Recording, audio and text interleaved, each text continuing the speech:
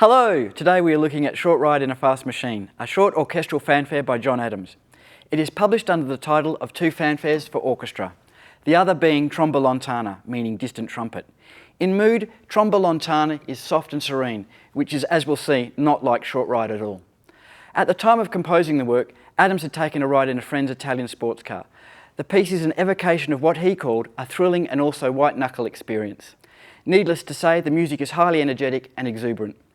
Born in 1947, John Adams is an American composer whose music is regularly performed in concert halls and at opera houses around the world.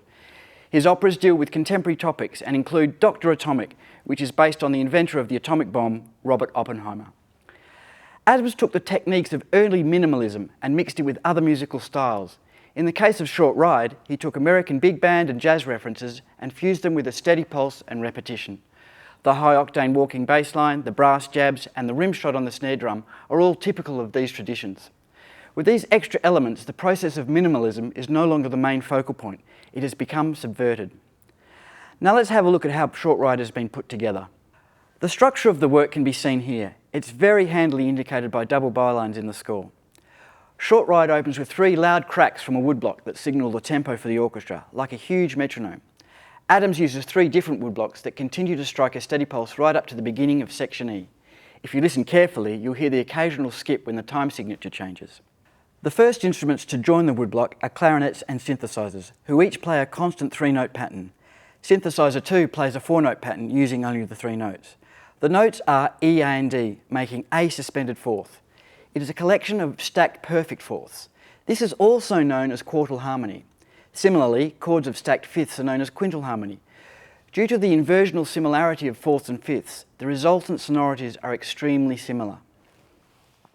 Here are the notes, D, A and E. This is stacked in fifths, so this is quintal harmony. If you swap the D and the E, we have quartal harmony, but the notes are essentially the same in both chords. The harmony used in classical music and popular music of today is generally triadic harmony, where chords are stacked in thirds. Adams uses a combination of both for Short Ride. Let's have a look at how Adams expands to that sonority. Adams adds a new note every so often. From first, we have our quartal harmony. He adds an F sharp at bar 10, and the new note C at bar 13, and the new note G at bar 14. At bar 39, Adams subtly adjusts the harmony by moving the C to a B and the G to a G sharp to produce a chord entirely of stacked fifths. That is D, A, E, B, F sharp, C sharp and G sharp. Another way to look at this chord would be to describe it as E major and D major stacked together, or E11. The music pans out like this.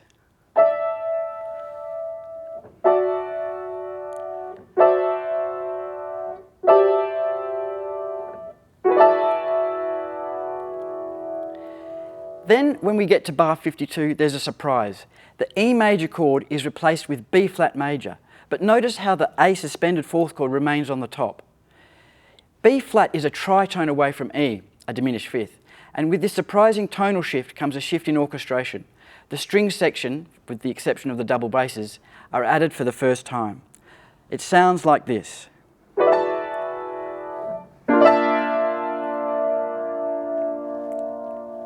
So it's quite a shift in sonority. From here, the harmonic activity becomes denser. Triads alternate with polytonal chords. These are chords made up of 2 or more triads to create complex, often saturated harmony. If you look at the last 2 chords on this diagram, we have this chord in the bottom half with A major on the top, and then at bar 71, the same chord on the bottom with E flat major at the top. Again, we've moved a tritone or a diminished fifth away. But interestingly, the chord in the bottom half is a chord of stacked fifths. He's using quartal harmony with triadic harmony together.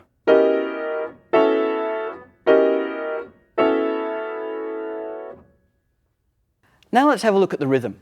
As already mentioned, the woodblock plays a loud metronomic pulse just about the whole way through Short Ride. Additionally, there is a great deal of pulsing throughout the orchestra. The woodwinds and strings, for example, each play extended passages of rapidly pulsing crotchets. Adams generates excitement and energy by layering 2 static rhythms of different beat lengths together. Combined, these are known as cross rhythms or polyrhythms. Let's look at the beginning again. The left-hand side shows the clarinets as they are notated in the score. On the right-hand side, the notes are grouped in repeating patterns of 3 as we hear them.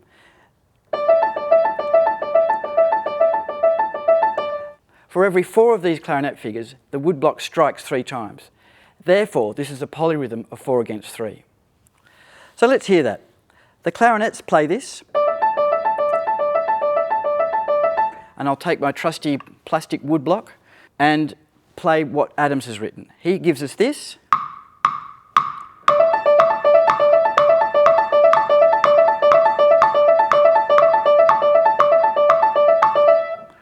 So there is every 3 strikes of the woodblock, there are 4 patterns on the clarinets.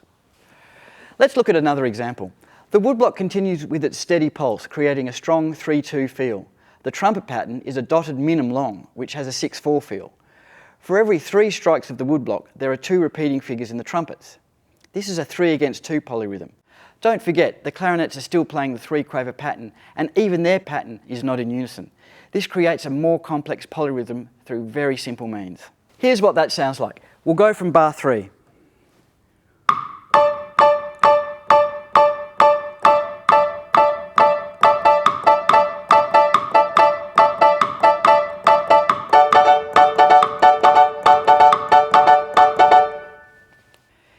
If we look at an excerpt from bar 111, Adams creates a sort of rhythmic saturation in a comparable way to the harmonic saturation. Just look at the chords and the rhythmic activity in this excerpt. Special mention should be made of the bass line that starts at section C. It's played by the low strings, the tuba, the trombone and contrabassoon. It too is a polyrhythm against the woodblock, and it's a take on the walking bass line from jazz traditions.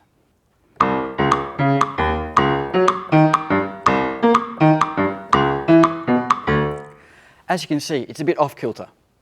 If we compare that to a traditional walking bass line, Adams has taken a lot of license with the notes he's used.